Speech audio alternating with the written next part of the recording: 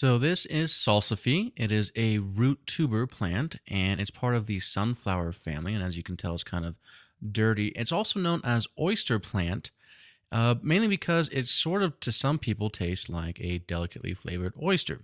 But it has a little bit of a parsnip-like crunch, almost like a sweet carrot and a potato. And it's very common in European-style cuisine. But it has migrated to the United States, and you can usually find it between February and June.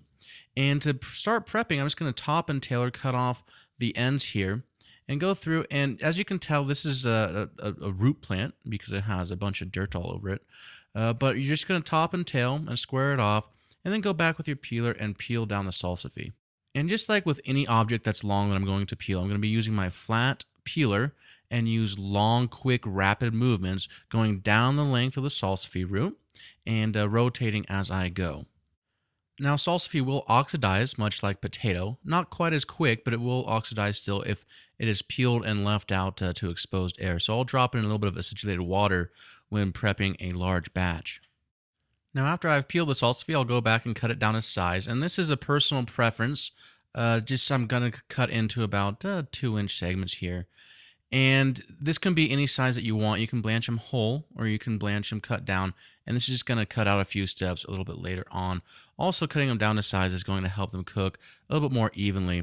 Now, my next step, because they are a fibrous root, is to blanch these just like I would potatoes, carrots, or any other root vegetable.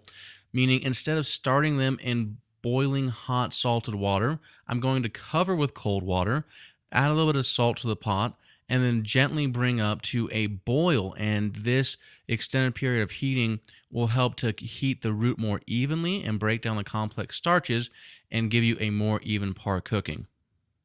Now, since I've started the salsify in cold water, by the time it comes to a rolling boil, it should be pretty close to done. You want to check them with a fork, make sure they're tender and al dente, and this is just an initial cooking process. I'm going to go back, I'm going to strain them in a sink, just in a colander to get all the hot water off, and I'll place them back in the pot, and I'll run some cold water over the top, and this gradual cooling is going to allow a little bit of carryover cooking time and allow them to finish cooking in the pot. For more information on salsify and a view of this episode's show notes, head on over to stellaculinary.com/kp8.